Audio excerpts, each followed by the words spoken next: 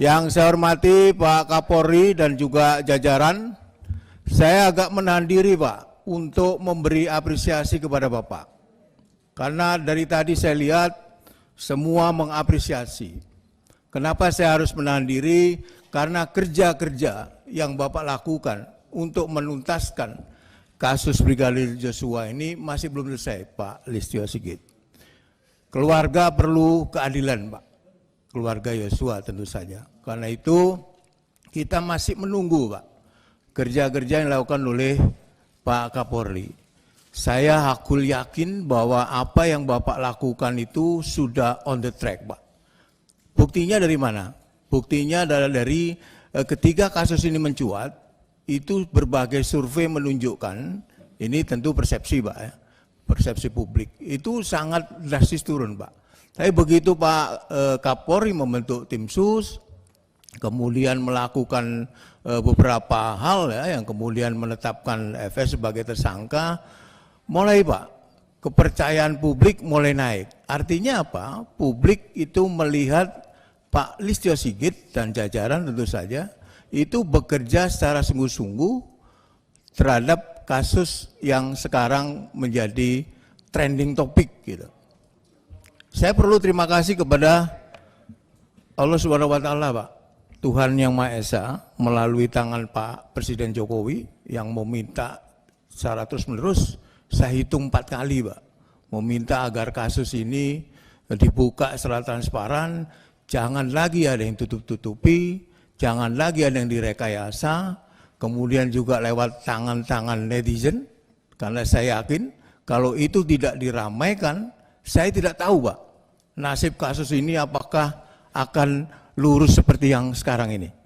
Termasuk juga kepada Pak Kapolri tentu saja. Kalau Pak Kapolri tidak tegas, tentu juga kasus ini tidak akan berjalan seperti semestinya. Saya tidak bicara kasus yang sudah diungkap oleh banyak orang. Ada 2 hal Pak yang ingin saya sampaikan. Polisi ini era reformasi adalah institusi yang sangat powerful Pak. Dia mengurusi orang dari mulai orang lahir sampai orang mati diurusin oleh polisi. Bisa berurusan dengan polisi. Jadi benar-benar powerful ya. Sehingga seorang Kapolri tentu saja punya kekuasaan yang besar. Karena dia mengemban institusi yang sangat powerful. Ada yang mengingatkan Pak Listio Sigit bahwa power itu tentu korup Pak. Apalagi kalau powernya itu tidak diawasi Pak. Buktinya ya kasus ini, Kadipropam, polisinya polisi, bagaimana kalau nggak ada yang ngawasi, kalau Kadipropamnya yang melakukan itu. Karena itu menurut saya ini momentum Pak yang perlu juga di RDP pertama dulu saya sampaikan ke Pak Listio Sigit kalau masih ingat.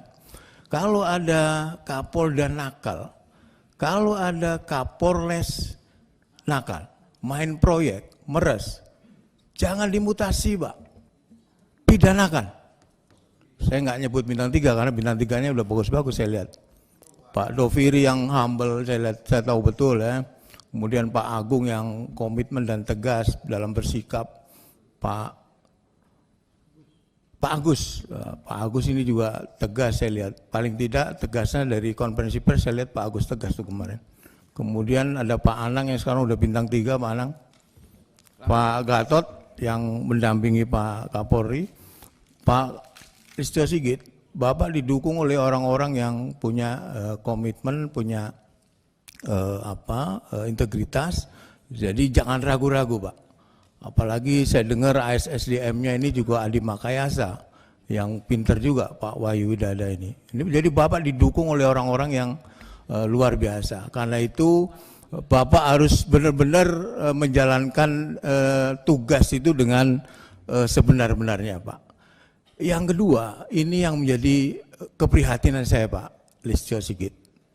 Saya beberapa kali ke Dapil Pak.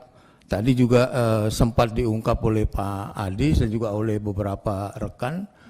Sekarang saya lihat polisi-polisi yang di bawah ini Pak, Kapolres, Kapolsek, mulai menikmati hidup hedon Pak. Jadi kalau bukan Kapolresnya atau Kapolseknya, istrinya Pak di medsos, pamer sepeda harga 300 juta dan lain sebagainya. Ini menyakitkan Pak. Saya bukan berarti banyak sekali polisi yang baik Pak.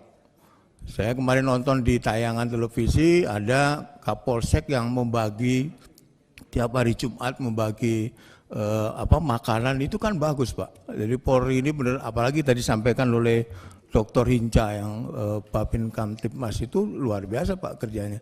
Saya sering ke Dapil Pak Listio Sigit sehingga tahu beberapa anak buah Bapak itu juga bagus, ada juga yang nggak bagus Pak Listio Sigit. Nah ini di tangan Pak Listio Sigit bagaimana kemudian menertibkan itu Pak. Jadi kalau ada, saya sekali lagi saya ulangi, kalau ada yang nakal-nakal jangan lagi dikasih toleransi Pak.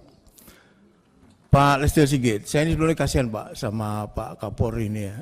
Banyak sekali yang menuntut Pak Kapolri ini melaksanakan, menjalankan roda organisasi secara merit system. Jadi menempatkan orang itu jangan like and dislike. Tadi saya dengar banyak sekali. Karena itu teman-teman di sini juga, mari kita dukung Kapolri untuk tidak diintervensi. Apakah itu nitip apa ataupun yang lain gitu. Kita dukung.